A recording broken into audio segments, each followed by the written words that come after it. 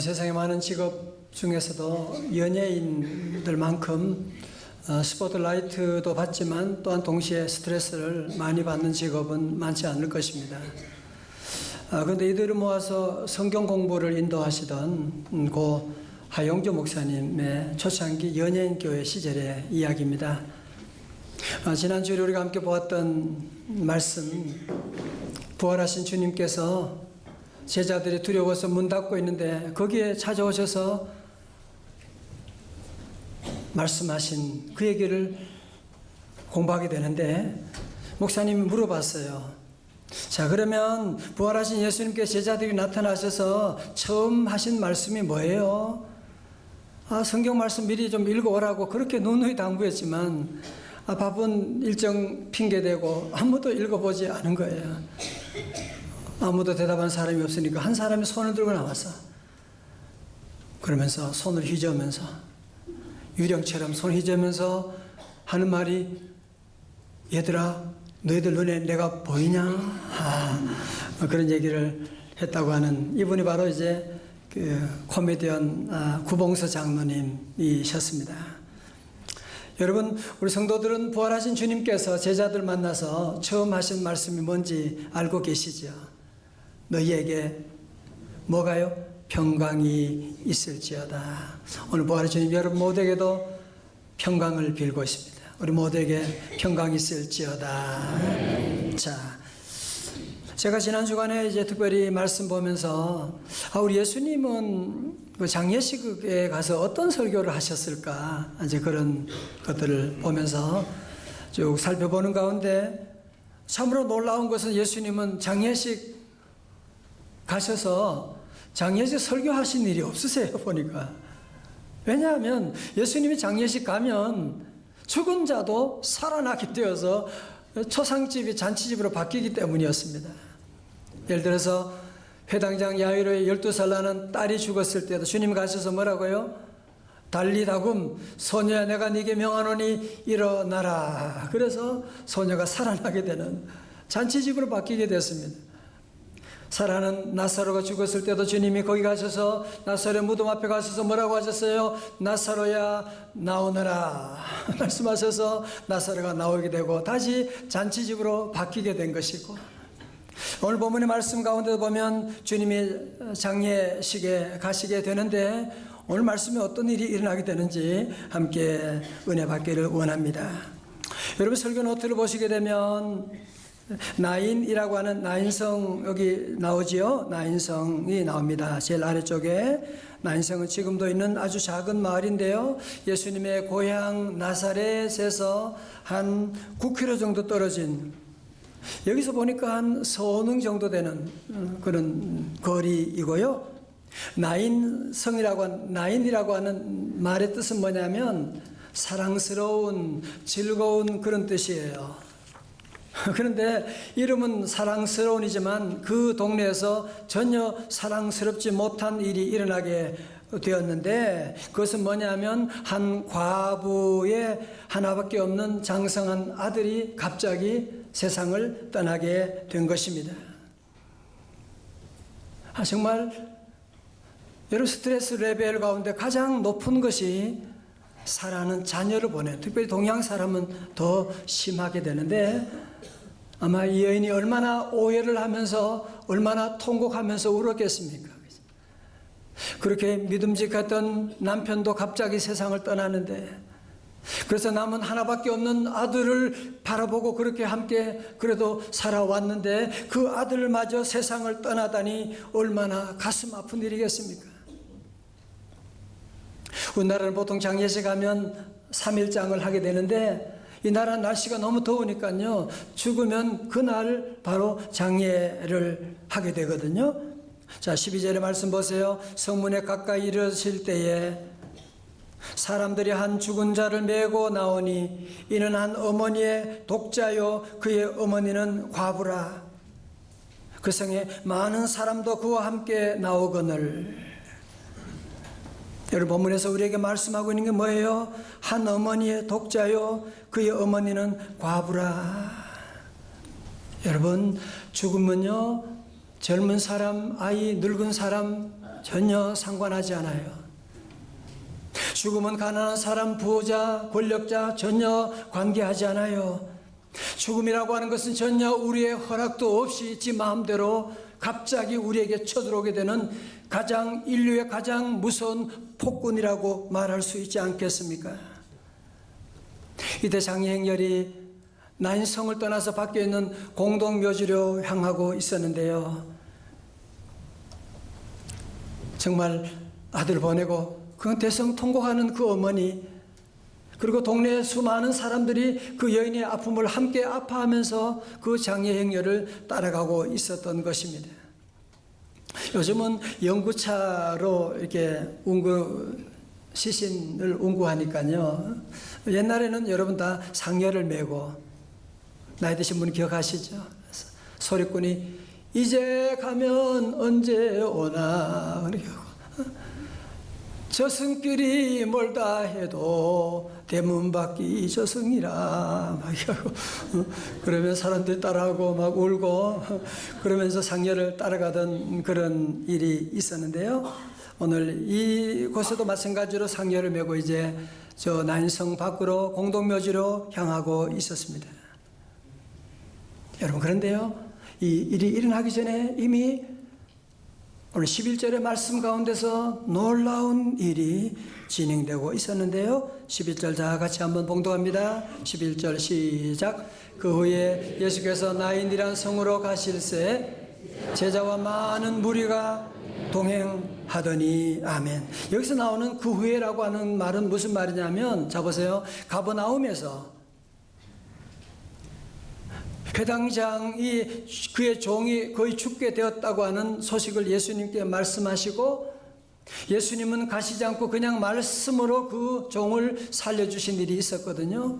여러분 다시 한번 지도를 보십시오. 지도를 보시게 되면 예수님은 지금 어디서 오시느냐 하면 저 가버나움에서 지금 나인성이라고 하는 곳에 여기까지 거의 한 40km, 그러니까 걸어서 가면 거의 하루 정도 되는 길을 우리 주님이 제자들과 함께 이곳으로 향하고 있었다는 거예요. 왜? 누구 만나려고? 이 슬픔을 당한 이 가정, 이 아들이 죽기 전에 이미 예수님의 발걸음은 이미 이 아들을 향하여 나인성으로 향하고 있었다고 하는 사실. 성도 여러분, 슬픔의 행렬이 시작되기 전에 이미 주님은 생명의 행렬이 시작되고 있었다고 하는 사실. 오늘 여러분이 아픔 가운데 있다고 하지만 우리 주님은 벌써 치유의 놀라운 손길을 펼치고 있는 줄로 믿으시기를 축원합니다. 주님의 손길이 이미 벌써 시작되고 있는 거예요. 여러분, 그러니 성 안에서 나오는 사람들을 중심으로 하는 장례 행렬과, 그리고 저 가버나움에 시작된 나인성으로 들어가고 있는 예수님과 함께하는 생명의 행렬이 서로 마주치지 않았겠습니까? 자, 우리 예수님은 이 장례식을 어떻게 하시느냐? 오늘 변화의 핵심 두 가지만 살펴보도록 하겠습니다. 첫 번째로 주님의 무엇일까요? 사랑입니다. 13절, 주께서 과부를 보시고 불쌍히 여기사 울지 말라 하시고.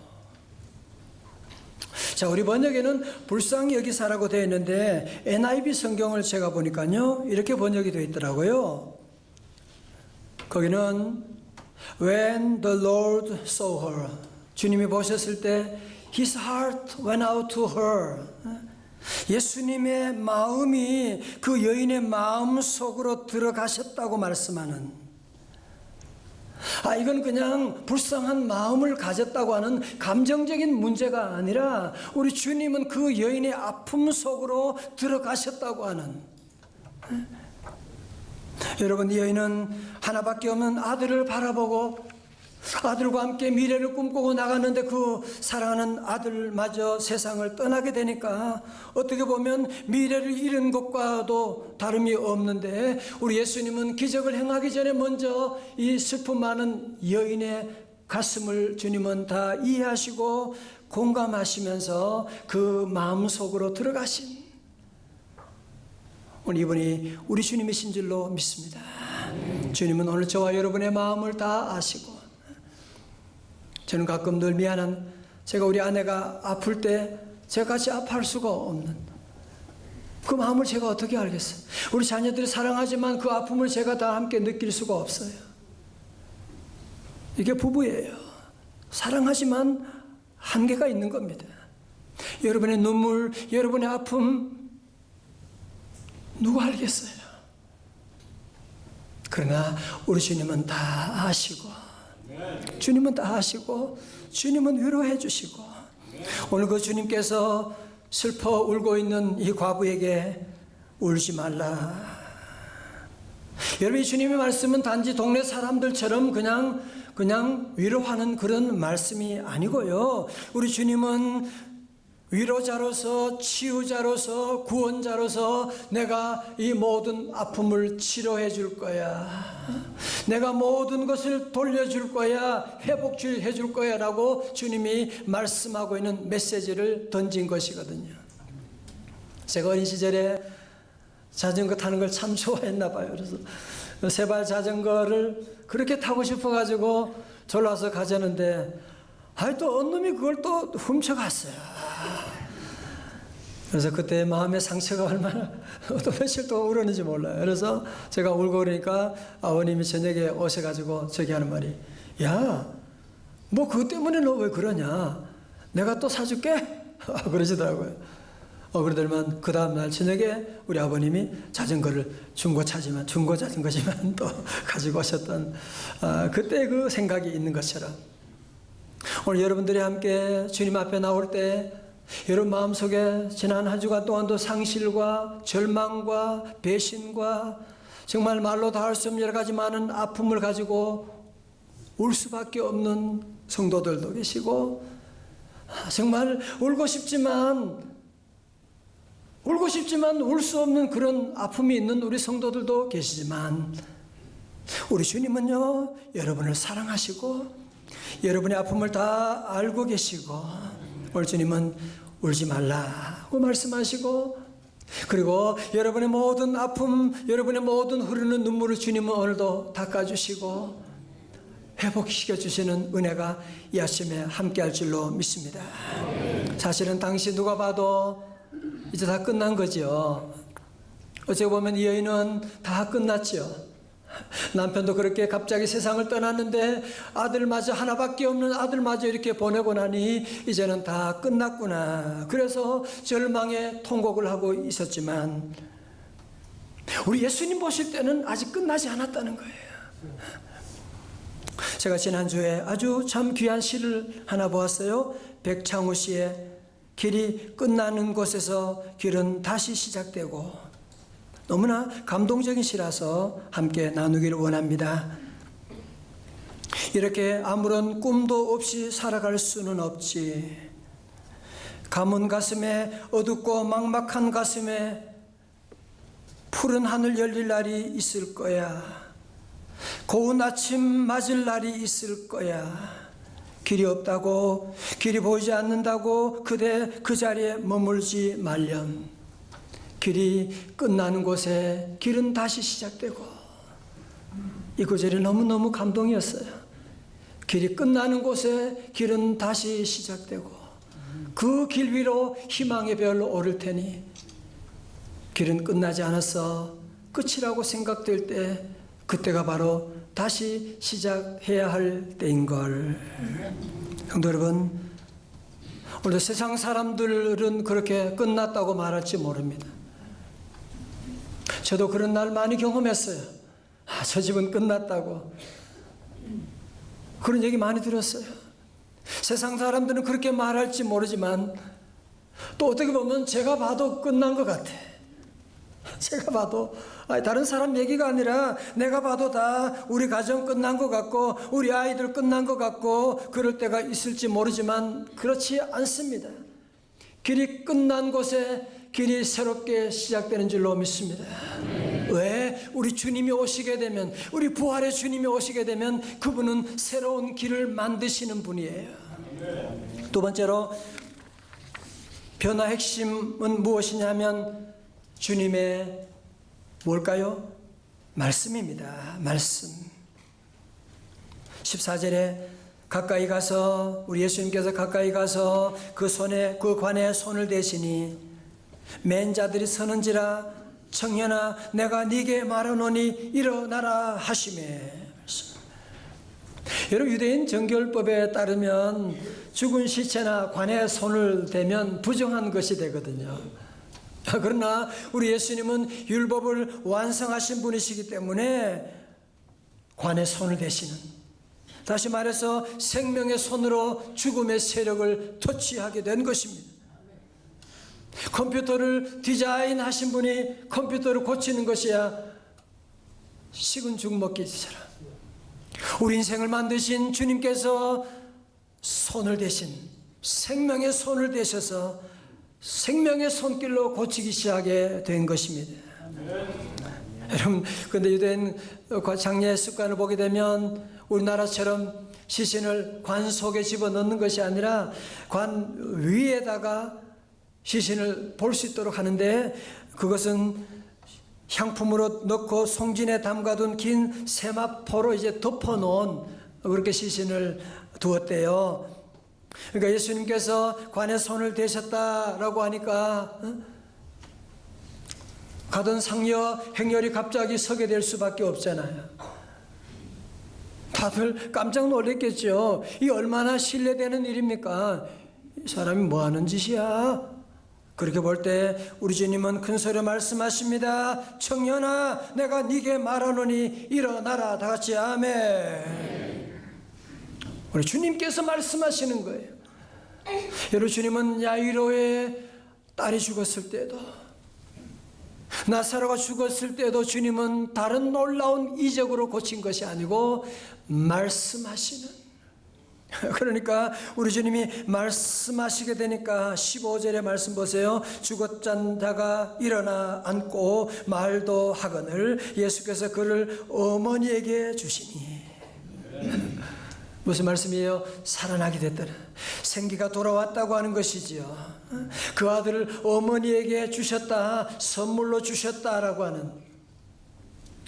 여러분, 이 어머니가 얼마나 기뻤을까요? 그죠? 죽었던 아들이 살아나게 되는, 너무너무 기쁘고 거기 있던 모든 사람들이 하나님을 두려워하고 하나님께 영광을 돌리게 되었더라 말씀하고 있습니다. 사랑하는 성도를 보십시오. 성도 여러분, 이 죽은 청년이 어떻게 살아나게 되었나요? 오늘도 우리 주변에 보면 살아있지만 죽어가는 청년들, 살아있지만 죽어가는 심령들과 가정들이, 기업들이 지금 얼마나 많이 있는데 어떻게 하면 저들을 살릴 수가 있을 것인가? 그것은 교육으로 되는 것이 아닙니다. 그것은 윤리도덕으로 되는 것이 아닙니다. 그것은 걱정한다고 되는 것이 아닙니다. 그것은 잔소리한다고 되는 것이 아닙니다. 무엇으로 됩니까? 생명의 말씀이 들어가게 되면 생명의 역사가 일어나는 줄로 믿습니다. 여러분, 특별히 요한복음 5장 25절의 말씀 보실까요? 다 같이요. 오늘 요절 말씀이에요. 시작. 진실로 진실로 너희에게 이르노니 죽은 자들이 하나님의 아들의 음성을 들을 때가 오나니 곧 이때라. 듣는 자는 살아나리라. 아멘. 다 같이 아멘. 오늘 여러분 가운데 절망과 좌절의 고비를 지나는 분이 계십니까? 혹시 여러분 자녀 때문에 눈물을 흘리고 우리 자녀를 어떻게 다시 살릴 수가 있을까, 일어나게 할 수 있을까 여러분 기도하는 분이 계십니까? 잔소리로 되지 않습니다. 저도 많이 해봤습니다. 좋은 생각으로 되지 않습니다. 좋은 언어로 되지 않습니다. 너 공부 좀 잘했으면 좋겠다, 그런 말 도리어 자녀들에게 큰 스트레스를 주게 될 것입니다. 어떻게 해야 됩니까? 어떻게 해야 됩니까? 살리는 비결은 생명의 말씀이 선포돼요. 생명의 말씀이 들어가야만 하는 것이거든요. 여러분, 저를 잘 보세요. 오늘 요즘 우리 아이들이, 왜 청년들이 이렇게 힘이 없이 좌절하고 쉽게 넘어지고 왜 그런지 아세요? 계속 죽음의 소리, 부정적인 소리가 계속 들려오니까 여러분, 아이들이, 손주들이 게임기 하는 거, 뭐 하는 거 보셨어요? 무슨 게임 하는지 보셨냐고요? 게임의 대부분이 죽이고 총 쏘고 하는 이런 일들을, 그걸 재미있다고 흥분해서 하고 있으니까 아이들의 세포 가운데 죽음의 영이 막 그냥 들어가서 자리를 잡게 되는 거예요. 오늘도 마귀 사탄은 너 죽여라, 부셔라, 살아서 뭐하냐, 많은 사람들이 거기에 반응하게 되고, 옛 어른들이 말한 말이 있잖아요. 말이 씨가 되는 거예요. 사랑하는 성도 여러분, 세상의 많은 종교는 다 죽은 신을 믿고 있잖아요. 그래서 모두가 절망과 좌절 가운데 무덤 문화 속에 살아가고 있는 거예요. 그러나 우리 기독교는 아닙니다. 우리가 믿는 주님은 무덤 문을 여시고 살아나셨습니다. 그분은 우리의 주님이 되시고 오늘도 우리와 함께하여 주시기 때문에 우리 성도들은 그냥 교회만 다니는 것이 아닙니다. 여기 부활, 예수님 부활 모르는 사람 누가 있겠어요? 아니, 그것만 가지고는 안 돼요. 여러분, 자동차가 있다, 그것만 가지고 안 돼. 운전해야지 무슨 자동차 힘이 나타나는 것이지. 사랑하는 성도 여러분, 이 부활 신앙을 새롭게 가지고 부활 믿음으로 고백하며 살아가 보십시오. 여러분 가운데도 길이 끊어졌지만 주님의 새로운 길을 만들어 주실 줄로 믿습니다. 우리 주님은 살아계신 주님이십니다. 여러분, 오늘 여러분 가운데도 무기력하게 쓰러져 있는 청년들 있습니까? 주님 말씀합니다. 청년아, 일어날지어다. 우리 장년들도 일어날지어다. 우리 나이 드신 분도 다 주님의 말씀 듣고 자꾸 늙었다 생각하고 그러면 그 생각이 여러분 늙게 하는 겁니다. 늙기는 뭐가 늙어요? 주님이 나와 함께 하시는데, 주님이 나를 도와주시는데 절대로 그런 부정적인 말, 안 된다, 못한다, 끝났다, 그런 말은 절대로 하면 안 돼. 자녀들에게도 그런 말을 여러분이 주면 자녀들이 점점 그래, 나는 못해, 나는 안 되는 놈이야 라고 점점 자녀들이 죽어가게 되는 겁니다. 여러분, 사랑하는 남편에게 계속 생명의 말을 쏟아주십시오. 주님이 함께 하십니다. 여보, 당신은 잘할 것입니다. 우리 가정은 잘 될 거야. 아내에게도 여러분이 계속 생명의 말을 전해주세요. 여보, 사랑합니다. 왜 이렇게 이뻐? 주님이 도와주시고 너무 음식도 맛있고 감사. 늘 생명의 말을 선포하고 나가고. 그래서 우리 모든 명생 가족들이 다시 한번 다 주님의 말씀으로 일어나서 죽음의 자리에서 생명의 자리로, 절망에서 소망으로 나아가고, 이제 모두 죽음의 문화를 여러분이 다 이겨서 새로운 생명으로 부활 대행진에 참여해 나가는 우리 부활의 증인들이 다 되시기를 주님의 이름으로 축원합니다.